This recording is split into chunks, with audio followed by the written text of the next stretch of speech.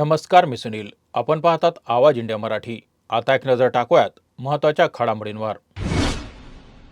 पुण्यातील नसरापूरमधील घटना ताजी असतानाच आता पुण्यात आणखी एक घटना समोर आली आहे. पुण्यातील पर्वती परिसरात एका 50 वर्षीय व्यक्तीने अल्पवयीन मुलीवर अत्याचार करण्याचा प्रयत्न केल्याचा आरोप स्थानिक रहिवासींनी केला आहे. स्थानिक नागरिकांनी वेळेस प्रसंग ओळखून हस्तक्षेप केल्यामुळे मोठा अनर्थ टळल्याचं सांगण्यात येत आहे. आरोपी पीडित मुलीचा नातेवाईक असल्याची प्राथमिक माहिती समोर आली आहे. घटनेनंतर परिसरात काही वेळ तणावाचं वातावरण निर्माण झालं होतं. संतप्त नागरिकांनी पर्वती पोलीस ठाण्यासमोर ठिय्या आंदोलन केलं होतं. संबंधित व्यक्तीला पोलिसांनी अटक केली असून पीडितेला मेडिकलसाठी ससून रुग्णालयात पाठवण्यात आलं आहे. पुणे जिल्ह्यातील नसरापूर येथे घडलेल्या एका संतापजनक घटनेने संपूर्ण महाराष्ट्र हादरला आहे. अवघ्या 3.5 वर्षाच्या मुलीवर झालेल्या लैंगिक अत्याचारानंतर राज्य सरकारने कठोर भूमिका घेतली आहे. मुख्यमंत्री देवेंद्र फडणवीस यांनी मंत्रिमंडळ बैठकीत महत्त्वाचा निर्णय घेत लैंगिक अत्याचाराच्या गुन्ह्यातील आरोपींना पेरोल देऊ नये असं स्पष्ट आदेश दिले आहेत. यासाठी विद्यमान कायद्यात आवश्यक बदल करण्याचे निर्देश विधी आणि न्याय विभागाला देण्यात आले आहेत. उपमुख्यमंत्री एकनाथ शिंदे यांनी या निर्णयाची माहिती दिली. प्राथमिक माहितीनुसार अशा प्रकारच्या गुन्ह्यातील सुमारे 80 ते 90% आरोपी पेरोलवर असताना पुन्हा गुन्हा करतात, अशी चिंताजनक बाब समोर आली आहे. त्यामुळे राज्य सरकार अधिक कडक धोरण अवलंबण्याच्या तयारीत आहे. मुंबईत ठाकरे गटाचे खासदार संजय दिना पाटील यांच्या पत्नीचा अपघात झाल्यानंतर उपमुख्यमंत्री एकनाथ शिंदे यांनी फोर्टिस रुग्णालयात जाऊन त्यांची विचारपूस केली. उद्धव ठाकरे यांच्या आधी शिंदे यांनी ही भेट दिल्यानं राजकीय वर्तुळात चर्चेला उधाण आलं आहे. या घटनेनंतर ठाकरे गटातही हालचाली दिसून येत आहे. उद्धव ठाकरे आणि आदित्य ठाकरे यांनी फोनवरून पाटील यांच्या कुटुंबियांची विचारपूस केली, तर मिलिंद नार्वेकर आणि सचिन अहिर यांनी रुग्णालयात जाऊन भेट दिली. ऑपरेशन टायगरच्या चर्चेदरम्यान घडलेल्या या प्रसंगामुळे शिंदे यांनी प्रतिकात्मक राजकीय संदेश दिल्याची आणि दोन्ही गटांमधील स्पर्धा पुन्हा अधोरेखित झाल्याची चर्चा आहे. तमिळनाडूमध्ये अभिनेता ते राजकारणी झालेल्या थलपती विजय यांच्या नेतृत्वाखालील टीव्हीके पक्षाने निवडणुकीत मोठी कामगिरी केल्याचा दावा समोर आला आहे. या अहवालानुसार टीव्हीकेला 108 जागा मिळाल्या असून तो राज्यातील सर्वात मोठा पक्ष ठरला आहे. मात्र बहुमतासाठी आवश्यक आकडा न मिळाल्यानं आघाडी सरकार स्थापनेच्या हालचाली सुरू झाल्या आहेत. त्यामुळे टीव्हीकेने काँग्रेस, डाव्या पक्षांमध्ये आणि व्हीसीकेसह आघाडी करण्याची शक्यता व्यक्त केली जात आहे. मिळालेल्या माहितीनुसार या संभाव्य आघाडीत काँग्रेसला 2 तर इतर सहयोगी पक्षांना प्रत्येकी 1 मंत्रिपद मिळू शकतं. तसंच टीव्हीकेकडे एकूण 4 ते 6 मंत्रिपदं सहयोगी पक्षांना देण्याचा पर्याय असल्याचं सांगितलं जात आहे. दरम्यान थलापती विजय हेच मुख्यमंत्री होण्याची शक्यता वर्तवली जात आहे आणि बहुमत सिद्ध करण्यासाठी ते सभागृहात वेळ मागू शकतात, अशी माहिती मिळत आहे.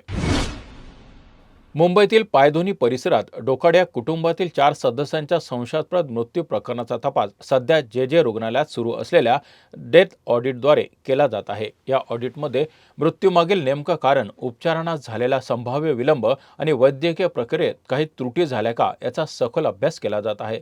प्राथमिक तपासात अन्न विषबाधेची शक्यता नाकारण्यात आली असून फॉरेन्सिक अहवालात मृत्यूंच्या शरीरात विषारी रसायनांचा अंश आढळल्याची माहिती समोर आली आहे. तसेच मायक्रोबायोलॉजी आणि पॅथॉलॉजी अहवालांची प्रतीक्षा असून त्यानंतरच मृत्यूचं निश्चित कारण स्पष्ट होणार आहे. 26 एप्रिलला सर्व रुग्णांना समान लक्षणांसह दाखल करण्यात आलं होतं आणि काहींना आधी स्थानिक रुग्णालयात उपचार देऊन नंतर जे रुग्णालयात हलवण्यात आलं होतं. मात्र सर्वांचा दुर्दैवी मृत्यू झाला. या अहवालाच्या आधारे पोलीस पुढील तपास आणि कारवाई करणार असून उपचार प्रक्रियेत काही त्रुटी आढळल्यास संबंधितांवर जबाबदारी निश्चित केली जाईल. मुंबईच्या महापौर रितू तावडे यांनी काल पूर्व उपनगरातील विविध पावसाळापूर्व कामांची प्रत्यक्ष पाहणी केली. त्यांनी भांडूप, मुलुंड, घाटकोपर आणि कुर्ला परिसरातील नाले स्वच्छतेच्या कामांची तपासणी केली. महापौर तावडे यांनी गाळ काढण्याच्या कामांना तातडीने गती देऊन सर्व कामे 31 मे 2026 पर्यंत पूर्ण करण्याचे निर्देश दिले आहेत. तसेच आवश्यक ठिकाणी नाल्यांना संरक्षक भिंत उभारणे, रोबोटिक यंत्रणा वापरणे, सीसीटीव्ही बसवणे तसेच स्थानिक लोकप्रतिनिधींना प्रगतीचा सहज आढावा घेता यावा यासाठी सुविधा उपलब्ध करून देण्याचे निर्देश दिले आहेत. याशिवाय महापौरांनी रस्ते कामाची गुणवत्ता, पाणी निवारा व्यवस्था, झाडांची देखभाल आणि गृह प्रकल्पांचे बांधकाम यांची पाहणी करून कामे वेळेत पूर्ण करून नागरिकांना सुविधा उपलब्ध करून देण्याचे आदेश दिले आहेत.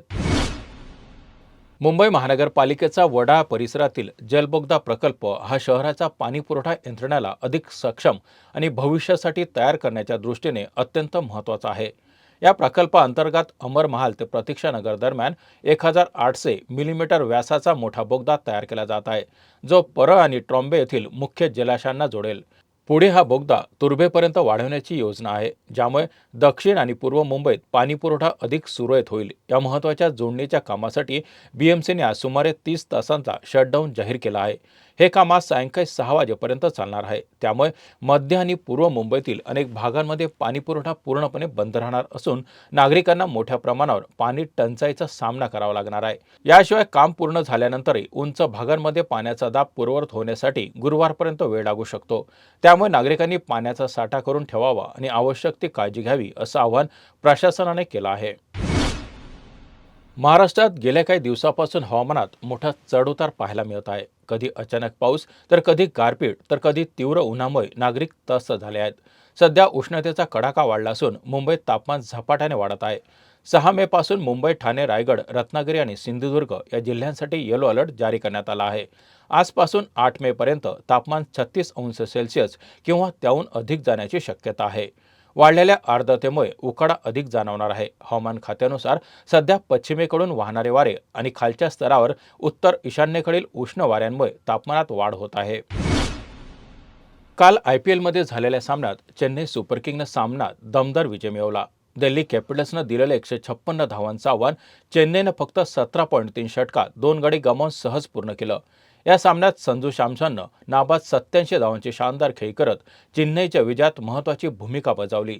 त्याच्या दमदार फलंदाजीमुळे संघानं 18 षटकापूर्वीच सामना जिंकला. या विजयासह चेन्नई सुपर किंग्सनं या मोसमातील आपला 5वा विजय मिळवला. या निकालामुळे चेन्नईनं प्लेऑफच्या दिशेनं महत्त्वाचं पाऊल टाकलं आहे.